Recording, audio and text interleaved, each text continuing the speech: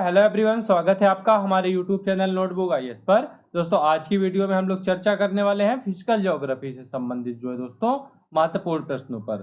दोस्तों आपको बता दें कि यह प्रश्न जो है पृथ्वी की आंतरिक संरचना और महाद्वीप एवं महासागरीय नितल की उत्पत्ति से संबंधित होंगे। दोस्तों आपको बता दें कि इन प्रश्नों की संख्या जो है 40 से अधिक होगी। ठीक है, कितनी होगी? 40 से अधिक होगी, जो कि आपकी विभिन्न महत्वपूर्ण प्रतियोगी परीक्षाओं के लिए आवश्यक होंगे, चाहे वह यूपीएससी का एग्जाम हो, यूपीएससी हो, बीपीएससी हो या किसी भी स्टेट पीसीएस का एग्जाम हो। यह सभी प्रश्न इन एग्जामों के लिए महत्वपूर्ण होंगे। और इसके साथ साथ जो है दोस्तों एसएससी जैसे एग्जाम हो गए, एसएससी सीजीएल हो गया, सीएचएसएल हो गया, जीडी हो गया, इन सभी परीक्षाओं के लिए सारे प्रश्न बहुत ही ज्यादा महत्वपूर्ण होने वाले हैं दोस्तों। तो अगर अभी तक आपने हमारे यूट्यूब चैनल को सब्सक्राइब नहीं किया है तो सब्सक्राइब जरूर कर ले, क्योंकि नोटबुक आईएएस आप सभी विद्यार्थियों की विभिन्न परीक्षाओं की मांगों को ध्यान में रखते हुए दोस्तों एक ऐसी वीडियो सीरीज प्रस्तुत करता है जिसमें दोस्तों विषयवार सभी विषयों के वीडियो अध्यायवार नोटबुक आईएएस के इस यूट्यूब चैनल पर डाले जाते हैं। तो दोस्तों ये सारे वीडियो आपके लिए बहुत ही ज्यादा महत्वपूर्ण हो सकते हैं, तो देर ना करते हुए सब्सक्राइब करें। चलिए अब नजर डालते हैं आज के पहले प्रश्न पर। पहला प्रश्न क्या है दोस्तों? पृथ्वी की आंतरिक संरचना के संबंध में सर्वाधिक महत्वपूर्ण जानकारी का स्रोत क्या है? आपके ऑप्शन में दोस्तों अप्राकृतिक साधन, भूकंप विज्ञान, ज्वालामुखी क्रिया या फिर प्लेट विवर्तनिक। दोस्तों इस प्रश्न का जो सही उत्तर है वह है विकल्प बी। विकल्प बी यानी कि जो पृथ्वी की आंतरिक संरचना के संदर्भ में सर्वाधिक महत्वपूर्ण जानकारी का स्रोत है दोस्तों वह है भूकंप विज्ञान। ठीक है, अब चलते हैं दोस्तों अगले प्रश्न की ओर। अगला प्रश्न क्या कहता है? सियाल सीमा और निफे के रूप में भूगर्भ का विभाजन किसके द्वारा किया गया है? आपके ऑप्शन में दिया गया है वैन डर ग्रेट द्वारा या फिर डेली द्वारा, होम्स द्वारा या फिर स्वेस द्वारा। दोस्तों इस प्रश्न का जो सही उत्तर है वह है विकल्प डी। विकल्प डी यानी कि जो सियाल सीमा और निफे के रूप में भूगर्भ का विभाजन है दोस्तों वह स्वेस के द्वारा किया गया है। ठीक है, चलते हैं अगले प्रश्न पर। अगले प्रश्न में क्या है? पृथ्वी के धरातल में केंद्र की ओर निम्नलिखित का सही क्रम क्या होगा? आपके ऑप्शन में दोस्तों सीमा, सियाल और निफे। ऑप्शन में है 1, 2 और 3 या फिर 2, 1 और 3, 1, 3 और 2 या फिर 3, 2 और 1। तो दोस्तों इस प्रश्न का जो सही उत्तर है वह है विकल्प बी। विकल्प बी यानी कि जो इसका सही क्रम है दोस्तों वह 2, 1 और 3, यानी कि सबसे पहले होगी जो सबसे ऊपरी परत है दोस्तों वह होगी सियाल की। ठीक है, जो दूसरी परत है दोस्तों वह किसकी होगी? वह होगी सीमा की। और जो तीसरी परत है दोस्तों वह होगी निफे की। ठीक है, अब चलते हैं अगले प्रश्न पर। देख लेते हैं अगला प्रश्न दोस्तों। अगला प्रश्न क्या है? निम्नलिखित में से कौन सा कथन सत्य है? क्या है? सत्य है। कथन है जो है दोस्तों सियाल में ग्रेनाइट एवं नीस जैसी चट्टानों की प्रधानता है। कथन 2 है सीमा का निर्माण मुख्यतः बेसाल्ट एवं गैब्रो जैसी चट्टानों से हुआ है। किससे? बेसाल्ट और गैब्रो जैसी चट्टानों से। क्रोड में निकेल एवं लोहा जैसे तत्वों की अधिकता है। ऑप्शन डी है दोस्तों उपर्युक्त सभी। इस प्रश्न का जो दोस्तों सही उत्तर है वह है विकल्प डी, यानी कि जो उपरोक्त सभी कथन है ये सही है। यानी सियाल में ग्रेनाइट एवं नीस जैसी चट्टानें, सियाल में जो भूपृष्ठ की ऊपरी परत दोस्तों, पृथ्वी की जो ऊपरी परत है उसमें जो है ग्रेनाइट एवं नीस जैसी चट्टानें हैं। जो सीमा है दोस्तों, जो मध्य भाग है दोस्तों पृथ्वी का, वह जो है उसमें बेसाल्ट एवं गैब्रो की चट्टानें हैं। और जो नीचे का भाग है उसमें जो है निकेल और लोहे की चट्टानें पाई जाती हैं। लोहे के तत्वों की अधिकता ज्यादा है उस पर। ठीक है, चलते हैं दोस्तों अगले प्रश्न की ओर। भूपृष्ठ की किस परत में बेसाल्ट चट्टानों की अधिकता है? ऑप्शन में सियाल, सीमा, निफे या फिर किसी में नहीं। इस प्रश्न का जो सही उत्तर है वह विकल्प बी। विकल्प बी यानी कि जो सीमा है दोस्तों उसमें बेसाल्ट चट्टानों की अधिकता पाई जाती है। ठीक है, अब चल देते हैं अगले प्रश्न की ओर। पृथ्वी के किस भाग में निकेल और लोहा की प्रधानता है? ऑप्शन में सियाल, सीमा, निफे या फिर किसी में नहीं। तो दोस्तों इस प्रश्न का जो सही उत्तर है वह विकल्प सी। विकल्प सी यानी कि दोस्तों जो निफे है दोस्तों उसमें जो है निकेल और लोहा की प्रधानता पाई जाती है। ठीक है, अब चलते हैं अगले प्रश्न की ओर। अगला प्रश्न क्या है? पृथ्वी की सबसे ऊपरी परत के लिए सर्वप्रथम सियाल शब्द का प्रयोग किसने किया था? किसका? सियाल शब्द का प्रयोग किसने किया था? ऑप्शन में होम्स ने किया था, स्वेस ने किया था, जेफरीज ने किया था या फिर डेली ने किया था। इस प्रश्न का जो सही उत्तर है वह है विकल्प बी। विकल्प बी यानी कि जो पृथ्वी की सबसे ऊपरी परत है यानी कि सियाल, उसके लिए सियाल शब्द का सबसे पहले प्रयोग सुएज द्वारा किया गया था। नजर डाल लेते हैं दोस्तों अगले प्रश्न पर। अगला प्रश्न क्या है, पृथ्वी की 3 संकेंद्रीय परतों में ऊपर से दूसरी परत का नाम क्या है? ऑप्शन में दोस्तों सियाल, सीमा, निफे या फिर इनमें से कोई नहीं। दोस्तों इस प्रश्न का जो सही उत्तर है वह है विकल्प बी, यानी कि जो पृथ्वी की दूसरी परत है दोस्तों उसको सीमा कहा जाता है। क्या कहा जाता है? उसको सीमा कहा जाता है। ठीक है, अब चलते हैं अगले प्रश्न की ओर। पृथ्वी के केंद्र में पाया जाने वाला चुंबकीय पदार्थ है। ऑप्शन में ग्रेनाइट, बेसाल्ट, निकेल या फिर डायोराइट। तो दोस्तों इस प्रश्न का जो सही उत्तर है वह है विकल्प सी, यानी कि जो पृथ्वी के केंद्र में चुंबकीय पदार्थ पाया जाता है वह निकेल है। ठीक है, अब चलते हैं अगले प्रश्न पर। अगला प्रश्न क्या कहता है, स्वेस ने पृथ्वी के आंतरिक भाग को 3 भागों में बांटा था। उनके विभाजन में क्या नहीं था? क्या शामिल नहीं था उनके विभाजन में? सियाल शामिल नहीं था, सीमा शामिल नहीं थी, निभे शामिल नहीं था या फिर सबस्टेटम शामिल नहीं था। दोस्तों इस प्रश्न का जो सही उत्तर है वह है विकल्प डी, यानी कि स्वेस द्वारा जो विभाजित किया गया था पृथ्वी के 3 भागों में, उनमें सबस्टेटम शामिल नहीं था। और ये जो उपरोक्त 3 है, सियाल, सीमा और निफे, ये तीनों शामिल थे। ठीक है, अब चल लेते हैं दोस्तों अगले प्रश्न की ओर। अगले प्रश्न में क्या है, स्थल मंडल से तात्पर्य है। स्थल मंडल से तात्पर्य क्या है? ऑप्शन में दोस्तों पृथ्वी का आंतरिक भाग, पृथ्वी का मध्यवर्ती भाग, पृथ्वी का ऊपरी भाग या फिर पृथ्वी की बाह्य पपड़ी। दोस्तों इस प्रश्न का जो सही उत्तर है वह है विकल्प डी, यानी कि जो स्थल मंडल है दोस्तों उससे तात्पर्य है पृथ्वी की बाह्य पपड़ी से। चलिए अब चलते हैं दोस्तों अगले प्रश्न की ओर। अगला प्रश्न क्या है, स्थल मंडल की मोटाई भूकंपीय तरंगों के आधार पर कितनी मापी गई है? ऑप्शन में 105 किलोमीटर, 100 किलोमीटर, 200 किलोमीटर या फिर 80 किलोमीटर। दोस्तों इस प्रश्न का जो सही उत्तर है वह है विकल्प बी, यानी कि 100 किलोमीटर जो है स्थल मंडल की जो मोटाई मापी गई है भूकंपीय तरंगों के आधार पर। ठीक है, चलते हैं अगले प्रश्न में। अगला प्रश्न क्या कहता है, निम्नलिखित में से किस परत को बेरिस्फीयर कहा जाता है? क्या कहा जाता है? बेरिस्फीयर। ऑप्शन में वायुमंडल की सबसे ऊपरी परत, पृथ्वी की सबसे ऊपरी परत, पृथ्वी की सबसे आंतरिक परत या फिर पृथ्वी की मध्यवर्ती परत। दोस्तों इस प्रश्न का जो सही उत्तर है वह है विकल्प सी, यानी कि पृथ्वी की सबसे आंतरिक परत को दोस्तों बेरिस्फीयर कहा जाता है। क्या कहा जाता है? बेरिस्फीयर कहा जाता है। ठीक है, चलते हैं अगले प्रश्न पर। अगला प्रश्न है, धरातल से भूगर्भ की ओर जाने पर, क्या है, धरातल से भूगर्भ की ओर जाने पर गहराई के साथ तापमान में वृद्धि की दर क्या है? ऑप्शन में दोस्तों 1 डिग्री सेल्सियस प्रति 165 किलोमीटर, 1 डिग्री सेल्सियस प्रति 165 फीट, 1 डिग्री सेल्सियस प्रति 32 मीटर या फिर 1 डिग्री सेल्सियस प्रति 32 फीट। दोस्तों इस प्रश्न का जो सही उत्तर है वह है विकल्प सी, यानी कि जो हम लोग भूगर्भ जो धरातल से भूगर्भ की ओर जाते हैं दोस्तों, तो प्रति 32 मीटर पर 1 डिग्री सेंटीग्रेड की जो है तापमान में बढ़ोतरी होती है। ठीक है, तो इसलिए इस प्रश्न का जो सही उत्तर है वह है विकल्प सी। ठीक है, अब चलते हैं अगले प्रश्न की ओर।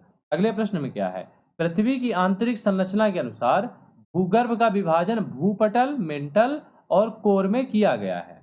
ठीक है, यह विभाजन किसका है? यह किसने किया था? यह विभाजन जो भूपटल, मेंटल और कोर में विभाजन किया गया है पृथ्वी की आंतरिक संरचना के अनुसार, यह विभाजन किसके द्वारा किया गया था? होम्स के द्वारा, जेफरीज के द्वारा, डेली के द्वारा या फिर ग्रांट के द्वारा।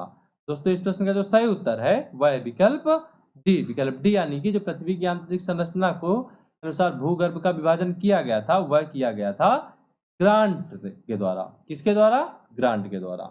चलते हैं अगले प्रश्न की ओर। निम्नलिखित में से कौन सा कथन असत्य है? ऑप्शन में दिया गया है, भूपटल यानी कि द क्रस्ट की औसत मोटाई लगभग 33 किलोमीटर है।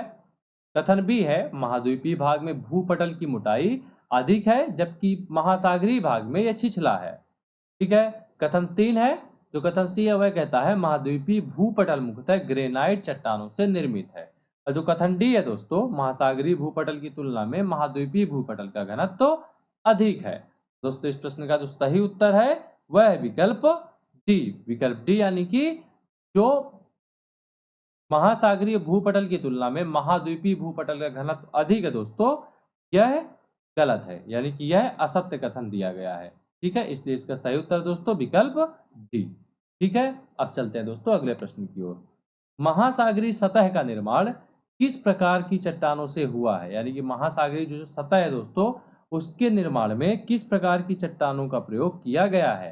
आपके ऑप्शन में ग्रेनाइट, बेसाल्ट, परतदार चट्टाने या फिर गैब्रो। तो दोस्तों इस प्रश्न का जो सही उत्तर है वह है विकल्प बी। विकल्प बी यानी कि जो महासागरीय सतह है उसके निर्माण में बेसाल्ट चट्टानों का प्रयोग किया गया है। ठीक है, अब चलते हैं दोस्तों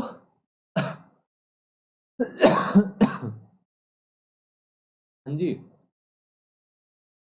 गुड, आई एम गुड।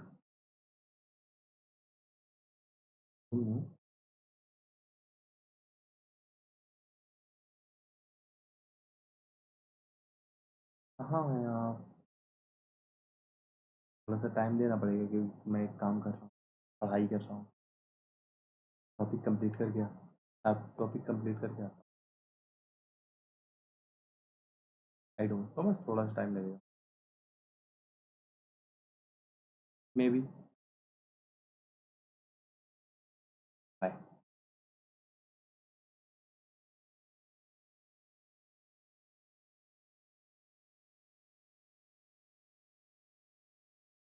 तो अब चलते हैं दोस्तों अगले प्रश्न की ओर। अगला प्रश्न क्या है, मेंटल के संबंध में निम्नलिखित में से कौन सा कथन असत्य है। ऑप्शन में दोस्तों जो कथन दिया गया है, ऑप्शन ए है इसकी गहराई 35 किलोमीटर से 2900 किलोमीटर तक है। कथन दो है इसका संपूर्ण भाग प्लास्टिक की अवस्था में है।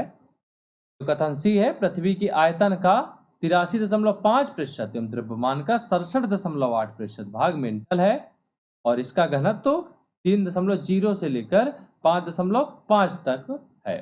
तो आपको बताना है कि इनमें से कौन सा विकल्प सही है। तो इस विकल्प का जो इस प्रश्न का जो सही उत्तर है दोस्तों वह है विकल्प बी। विकल्प बी यानी कि जो इसमें दिया गया है कि इसका संपूर्ण भाग प्लास्टिक अवस्था में है, तो यह कथन पूरी तरह से असत्य है क्योंकि जो दुर्बलता मंडल का भाग है दोस्तों, ऊपरी 100 किलोमीटर तक का भाग है, सिर्फ वह प्लास्टिक अवस्था में है। ठीक है, बाकी जो नीचे का भाग है दोस्तों वह ठोस अवस्था में पाया जाता है। ठीक है, इसलिए जो इस पर जो कथन असत्य है वह है विकल्प बी।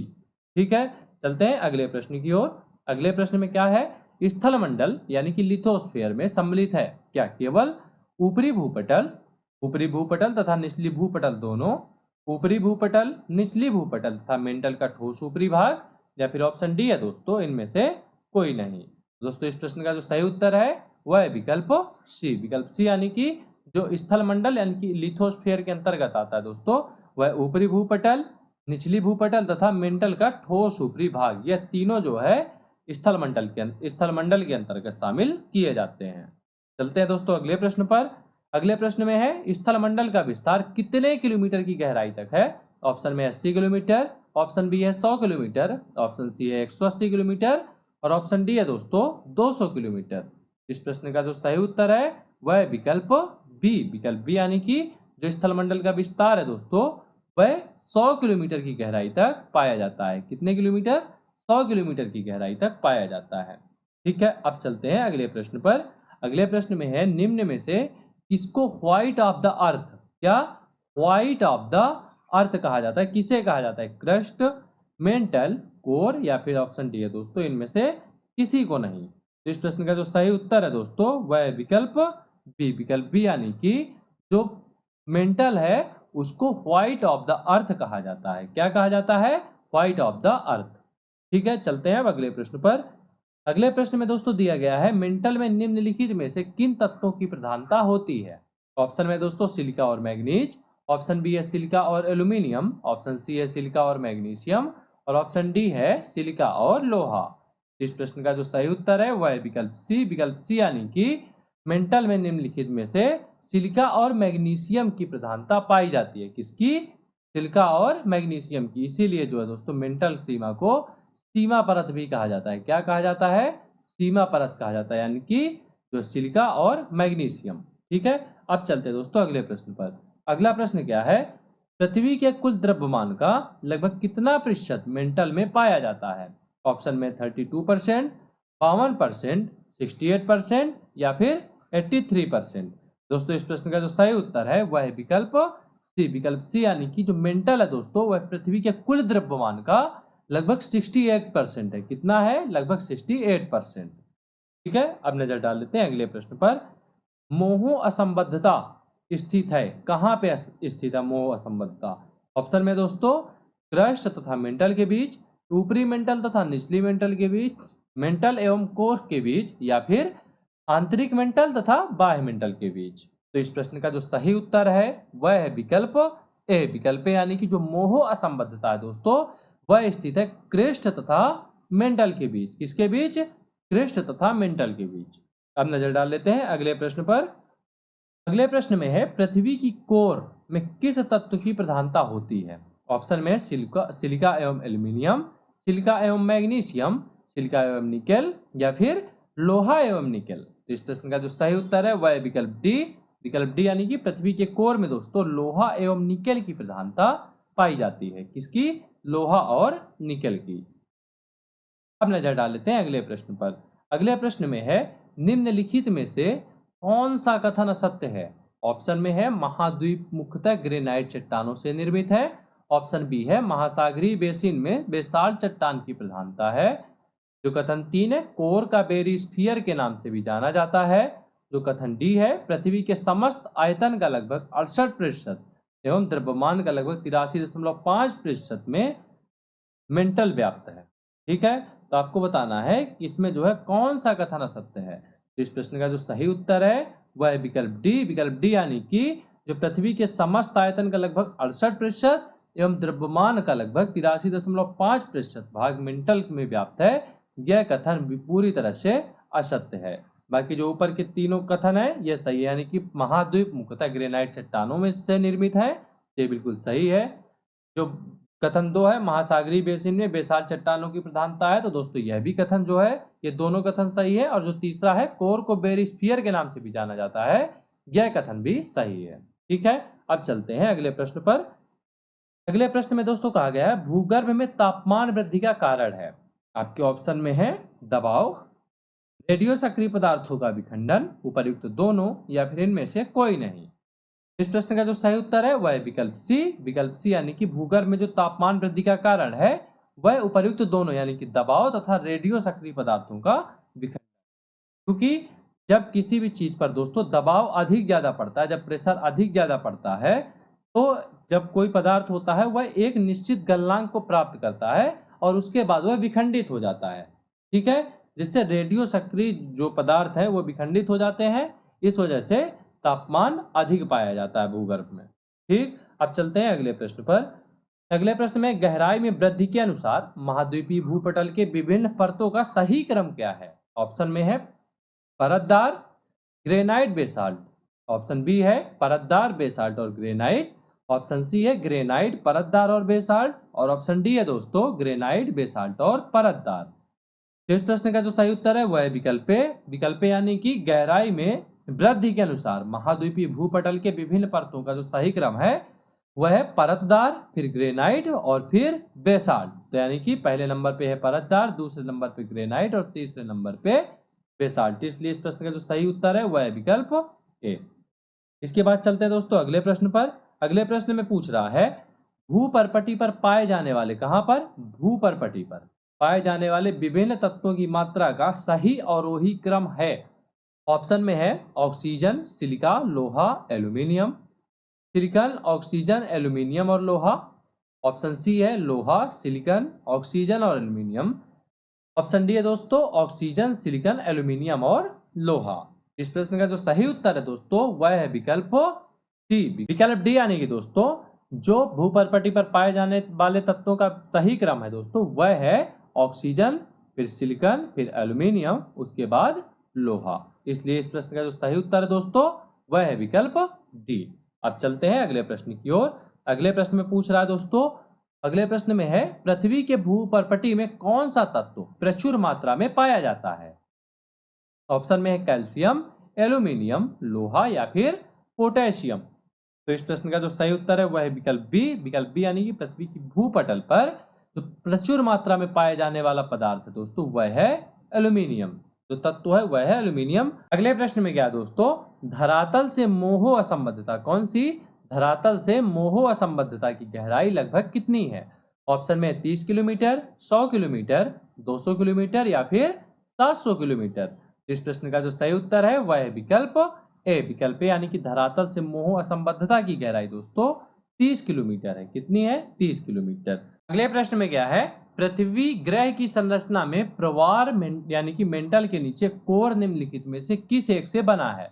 ऑप्शन में एल्यूमिनियम, क्रोमियम, लौह या फिर सिलिकॉन। तो दोस्तों इस प्रश्न का जो सही उत्तर है वह है विकल्प सी। विकल्प सी यानी कि जो कोर निर्मित है दोस्तों वह किन चीजों से निर्मित है? तो वह निर्मित है लोहा तथा इसके साथ साथ जो है दोस्तों निकेल की मात्रा कोर में अत्यधिक पाई जाती है। ठीक है, अब चलते हैं अगले प्रश्न पर। अगले प्रश्न में क्या पूछ रहा है? वलन क्रिया कौन सी? वलन की क्रिया किसका परिणाम है? आपके ऑप्शन में दोस्तों महादेश जनक बल का, ऑप्शन बी है भू विक्षेपी बल का, ऑप्शन सी है पर्वत निर्माणकारी बल का या फिर ऑप्शन डी है दोस्तों बहिर्जात बल का। इस प्रश्न का जो सही उत्तर है वह है विकल्प सी। विकल्प सी यानी कि जो वलन की क्रिया है दोस्तों वह किसका परिणाम है? तो वह पर्वत निर्माणकारी बल का परिणाम है। ठीक है, वलन क्या होता है दोस्तों? तो आपको बता दें कि जब किसी भी चीज पर जब यानी कि भू परपटी ले लेते हैं, जब भू परपटी में नीचे से फोर्स लगता है जो और फिर ये जो ऊपर का भाग है जहाँ पे फोर्स लगता है ये ऊपर की ओर जो है दोस्तों उठता है, ये होता है वलन की क्रिया। ठीक है, मिश्रित धातुओं और सिलिकेटों से बनी धरती की परत कहलाती है, क्या कहलाती है? सियाल कहलाती है, सीमा कहलाती है, प्रवार कहलाती है या फिर निफे कहलाती है। दोस्तों इस प्रश्न का जो सही उत्तर है वह है विकल्प ए। विकल्प ए यानी कि दोस्तों जो मिश्रित धातुओं और सिलिकेटों से बनी हुई धरती है दोस्त धरती की परत है उसको जो है दोस्तों सियाल कहा जाता है। क्या कहा जाता है दोस्तों? सियाल यानी कि जो है यह सिलिका, कौन कौन सा? सिलिका दोस्तों, और सिलिका के साथ साथ एल्यूमिनियम। ठीक है दोस्तों, एल्यूमिनियम हो गया और इसके अतिरिक्त अन्य कई पदार्थों से मिलकर बनी है ऊपरी परत जो है, इसलिए जो है यह परत कहलाती है सियाल। चलिए जो अगला प्रश्न है दोस्तों, अगला प्रश्न क्या है? महाद्वीप और महासागर किस श्रेणी के उच्चावच हैं? ऑप्शन में प्रथम श्रेणी, द्वितीय श्रेणी, तृतीय श्रेणी या फिर चतुर्थ श्रेणी। इस प्रश्न का जो सही उत्तर है दोस्तों वह है विकल्प ए। विकल्प ए यानी कि जो महाद्वीप और महासागर है दोस्तों वह प्रथम श्रेणी की उच्चावच है। किस श्रेणी के? प्रथम श्रेणी के। चलते हैं अगले प्रश्न पर। पृथ्वी के धरातल के कितने प्रतिशत भाग पर महाद्वीपों का विस्तार पाया जाता है? ऑप्शन में 25.5%, ऑप्शन बी है 29.2%, ऑप्शन सी है 35.6% और ऑप्शन डी है 40.7%। इस प्रश्न का जो सही उत्तर है वह है विकल्प बी। विकल्प बी यानी कि पृथ्वी के जो है धरातल पर 29.2% भाग पर जो है दोस्तों क्या पाया जाता है? महाद्वीपों का विस्तार पाया जाता है। अब चलते हैं अगले प्रश्न की ओर। महाद्वीपीय प्रवाह सिद्धांत के प्रणेता कौन है? इस जो यह प्रवाह सिद्धांत यानी कि इस प्रवाह सिद्धांत को जो है महाद्वीपीय विस्थापन सिद्धांत भी कहा जाता है दोस्तों। तो आपको यह देख के जो है दोस्तों विचलित नहीं होना है, ना परेशान होना है। महाद्वीपीय विस्थापन सिद्धांत या फिर प्रवाह सिद्धांत दोनों सेम है। ठीक है, तो इसके प्रणेता कौन है? तो दोस्तों आपके ऑप्शन में प्राट, वेगनर, होम्स या फिर ग्रेगरी। इस प्रश्न का जो सही उत्तर है दोस्तों वह है विकल्प बी। विकल्प बी यानी कि जो महाद्वीपीय विस्थापन सिद्धांत या फिर प्रवाह सिद्धांत के प्रणेता है दोस्तों वह जो है अल्फ्रेड ब्रेगनर। अल्फ्रेड ब्रेगनर। और यह सिद्धांत कब आया था दोस्तों? तो आपको बता दें कि महाद्वीपीय विस्थापन सिद्धांत दोस्तों वर्ष 1911 ईस्वी में आया था। कब आया था? वर्ष 1911 ईस्वी में। ठीक है, चलते हैं अगले प्रश्न की ओर। अगले प्रश्न में है कार्बोनिफेरस युग में विश्व में संपूर्ण महाद्वीप आपस में मिले हुए थे, यह किसकी मान्यता है? आपके ऑप्शन में दोस्तों वेगनर, डाना, जेफ्रीज या फिर होम्स। दोस्तों इस प्रश्न का जो सही उत्तर है वह है विकल्प ए। विकल्प ए यानी कि जो वेगनर साहब थे दोस्तों इनका मानना था कि कार्बोनिफेरस युग में दोस्तों संपूर्ण महाद्वीप आपस में जुड़े थे। यानी कि इनका कहना था कि जो पैंजिया और पैंथालासा की इन्होंने परिकल्पना दी थी। पैंजिया जो पैंथालासा था दोस्तों यह था समुद्री भाग, ठीक है, और जो दोस्तों पैंजिया था यह था स्थल भाग, जो सारे महाद्वीप इसी भाग पे उपस्थित थे। ठीक है, तो इन्होंने जो परिकल्पना दी थी दोस्तों कि सियाल का बना पैंजिया, जो ये सियाल का बना पैंजिया दोस्तों ये पैंजिया ये सीमा की बनी पैंथालासा में उत्प्लावित है। ठीक है, ये सीमा की बनी पैंथालासा में उत्प्लावित है। इन्होंने यह सिद्धांत दिया था, लेकिन इनका सिद्धांत आगे चलकर गलत साबित हो गया। जब प्लेट विवर्तनिक सिद्धांत आया तो उसके बाद यह सिद्धांत गलत साबित हो गया। ठीक है, अब चलते हैं अगले प्रश्न की ओर। अगला प्रश्न क्या है, प्लेट विवर्तनिक सिद्धांत किस वर्ष प्रस्तुत किया गया? ऑप्शन में है 1875, 1960, 1965 या फिर 1975। इस प्रश्न का जो सही उत्तर है दोस्तों वह है विकल्प बी। विकल्प बी यानी कि जो प्लेट विवर्तनिक सिद्धांत के प्रणेता है दोस्तों, वह प्रस्तुत किया गया था, वह किया गया था दोस्तों वर्ष 1960 ईस्वी में। ठीक है दोस्तों, इस प्रश्न का जो सही उत्तर है वह है विकल्प बी। अब चलते हैं अगले प्रश्न की ओर। प्लेट विवर्तनिक सिद्धांत का प्रतिपादन किसने किया था? ऑप्शन में है हैरी हेस महोदय ने, टेलर ने, जेफरीज ने या फिर डाना ने। तो इस प्रश्न का जो सही उत्तर है वह है विकल्प ए। विकल्प ए यानी कि दोस्तों हैरी हेस महोदय द्वारा, किसके? हैरी हेस महोदय द्वारा दोस्तों प्लेट विवर्तनिक सिद्धांत का प्रतिपादन किया गया था।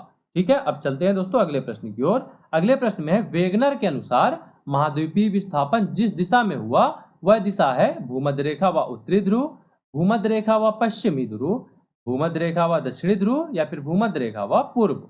दोस्तों इस प्रश्न का जो सही उत्तर है वह है विकल्प बी। विकल्प बी यानी कि वेगनर के अनुसार दोस्तों महाद्वीपीय विस्थापन जिस दिशा में हुआ था वह हुआ था भूमध्य रेखा और पश्चिम की ओर, यानी कि भूमध्य रेखा की ओर जो है दोस्तों गोंडवाना लैंड का जो भाग था वह भूमध्य रेखा की ओर गति किया, और जो जो दोस्तों अंगारा लैंड का भाग था वह दोस्तों पश्चिम की ओर गति किया।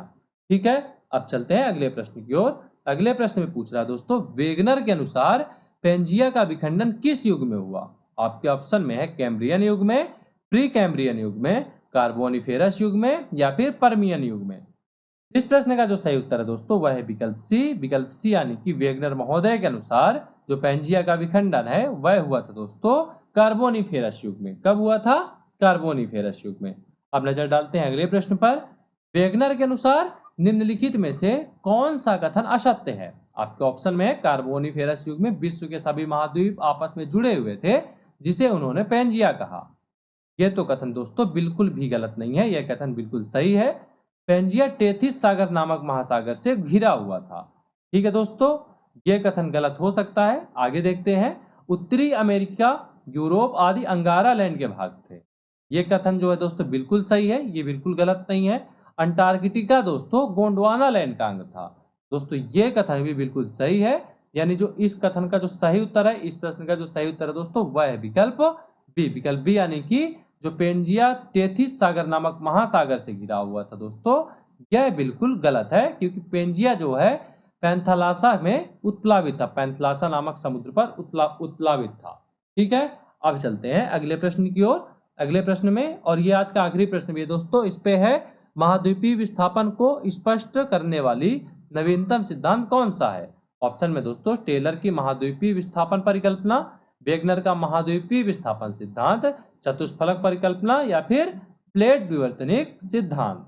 दोस्तों इस प्रश्न का जो सही उत्तर है वह है विकल्प डी। विकल्प डी यानी कि जो महाद्वीपीय विस्थापन से संबंधित जो नवीनतम परिकल्पना है, नवीनतम सिद्धांत है दोस्तों, वह कौन सा सिद्धांत है?